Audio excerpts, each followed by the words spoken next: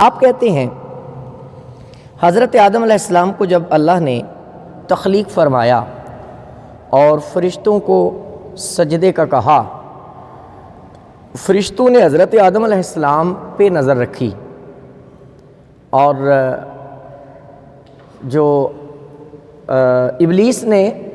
حضرت آدم علیہ السلام پہ نظر رکھی اور فرشتوں نے اس پہ نظر رکھی کہ حکم کس نے دیا ہے۔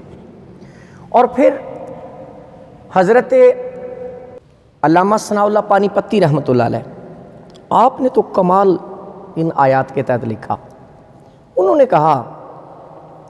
انسان کو اللہ نے تخلیق فرمایا فَسَوَّاكَ فَعَدَلَكَ، اس کے اندر دو چیزیں رکھی، ایک نور عقل، ایک نار عشق۔ عقل کا نور، اس سے انسان درجات کی بلندی، درجات طے کرتا ہے، ترقی کی منازل طے کرتا ہے۔ اور وہ کون سی منازل ہیں؟ جو خانقاہوں میں کلاسز ہوتی تھیں۔ آج اسکول میں ہم پڑھاتے ہیں نا، پہلی کلاس سے پلے، پھر نرسری، پھر پریپ 1 2 3، جو اسی طرح کالج لیول پہ فرسٹ ایئر سیکنڈ ایئر، خانقاہوں پہ صوفیاء پڑھاتے تھے اور وہ سلوک کی منازل ہوتی تھی۔ اور وہاں سے جو پڑھ کے جاتا تھا نا، وہ جدھر بھی جاتا تھا اس کو کہنے کی ضرورت نہ پڑتی، لوگ اس کو دیکھ دیکھ کے اندازہ لگاتے کہ محمد عربی صلی اللہ علیہ وآلہ وسلم کے غلام کی ادائیں اتنی پیاری ہیں، آقا کی ادائیں کتنی پیاری ہوں گی۔ آج بڑی یونیورسٹیز ہیں، بڑے بڑے ادارے ہیں، بڑے بڑے کالجز ہیں، بڑے بڑے نام ہیں، لیکن جو کردار اس صفہ درسگاہ کے فارغ التحصیل سے آباء کرام جو جہاں جہاں گئے، وہ کردار تو نہیں مل رہا۔ تو حضرات کرام، بات یہ ہے کہ حضرت علامہ ثناء اللہ پانی پتی رحمۃ اللہ علیہ لکھتے ہیں کہ عقل کا نور جو اللہ نے رکھا ہے، اس عقل کے نور یعنی روشنی کے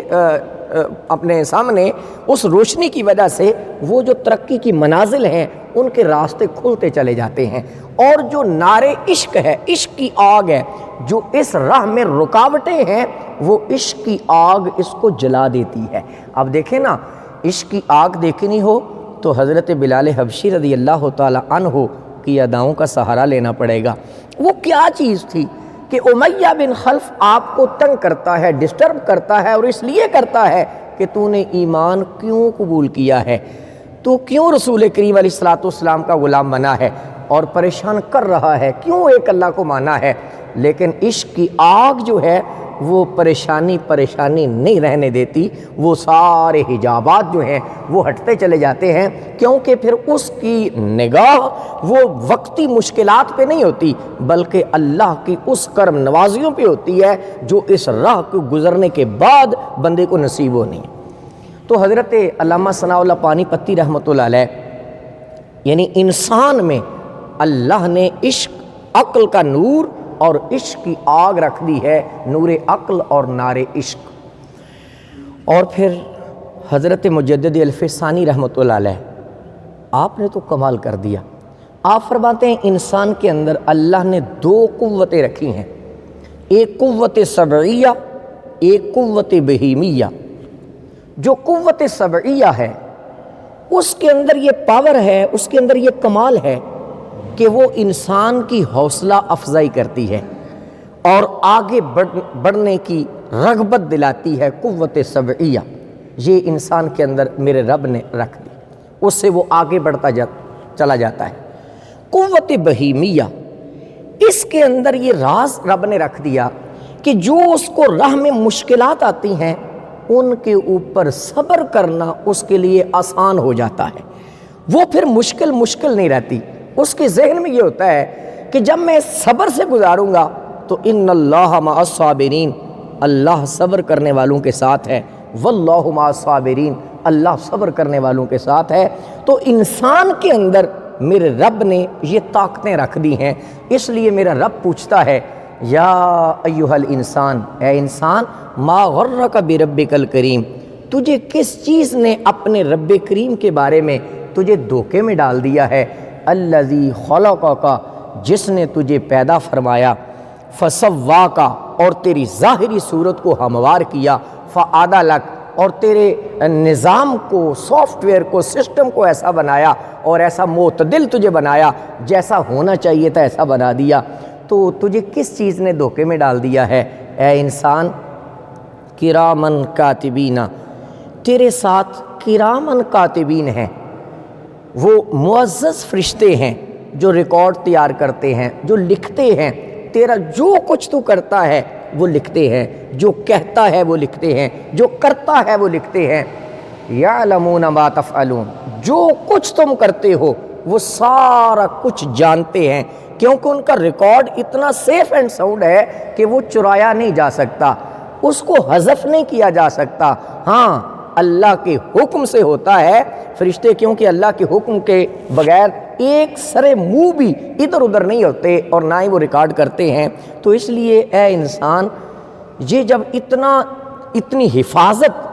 تیری اور اتنا ریکارڈیبل سارا نظام ہے، تو پھر تجھے کس چیز نے دھوکے میں ڈال دیا ہے اے انسان؟ تجھے اتنا رب کریم نے اس انداز میں بنایا اور مرکز اور محور کائنات کا بنایا۔ ایون قرآن پاک کا موضوع انسان ہے، یہ جو بک لیٹ ہے وہ ساری کی ساری اور انسان کا احاطہ کرتی ہے کہ انسان نے زندگی کیسے گزارنی ہے۔ سورۃ الانفطار پارہ نمبر 30 ہے اور اس کی یہ آیات ہیں، یا ایھا الانسان ما غرک بربک الکریم، اے انسان کرم والے، عزت والے رب کے بارے میں تجھے کس چیز نے دھوکے میں ڈال دیا ہے؟ الذی خلقک، جس نے تیری تخلیق فرمائی، فسواک، ظاہراً بھی تجھے خوبصورت فرمایا، فعدلک، اور پھر باطناً بھی خوبصورت فرمایا، اور جہاں کوئی چیز آنی چاہیے تھی وہیں رکھی۔ الذی خلقک فسواک فعدلک فی ای صورت ما شاء رکبک، اور جس صورت میں چاہا تجھے مرکب بنایا، ترکیب دیا، یعنی وہ قدرت والا ہے، وہ کوئی اور مخلوق بھی بنا سکتا تھا، وہ جیسے چاہے معذور ہونا اس طرح بھی ہو سکتا تھا، لیکن میرے رب نے تجھے بڑا خوبصورت بنایا۔ رکبک کا لفظ استعمال ہوا ہے، ایسے جوڑا کہ کمال کر دیا۔ تو پھر کلا بل تکذبون بالدین، اس کا مطلب یہ ہے کہ یہ جو تو سرکشی کرتا ہے، بغاوت کرتا ہے، راہ راست سے ہٹتا ہے، اس کا مطلب یہ ہے کہ تو روز جزا کو جٹلاتا ہے، اللہ کی بارگاہ میں پیش ہونے کا انکار کرتا ہے، عملاً انکار کرتا ہے، اس لیے ایسے کرتا ہے، ورنہ کیسے ممکن ہے کہ تو اس طرح کرے۔ حضرات گرامی، اگر کوئی انسان کسی کے ہاں ملازم ہو، وہ اس کو بلائے، وہ نہ آئے تو بڑا مائنڈ کرتا ہے، بندہ غصہ کرتا ہے، کمال ہے، میں پے کرتا ہوں،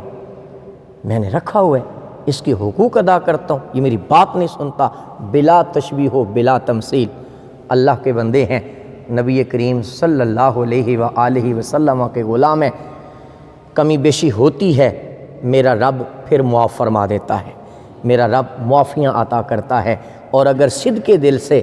بندہ اللہ کا ہو جائے اور نبی پاک علیہ الصلاۃ والسلام کا امتی ہونے کا حق ادا کرے، پھر میرے رب کی نوازشات کتنی جوش میں ہوں گی۔ اللہ کی بارگاہ میں دعا ہے کہ اللہ نے انسان بنایا اور اللہ پاک عاجزی، انکساری اور پیار محبت کے ساتھ رہنے کی توفیق عطا فرمائے، اور دعا فرمائے اللہ تعالیٰ اس کورونا سے اور اس دھند سے، یہ جو موسمی تغیرات ہیں، اللہ تعالیٰ ان سے جلد نجات عطا فرمائے۔ وما علی الا البلاغ المبین۔ مولاي صل وسلم دائما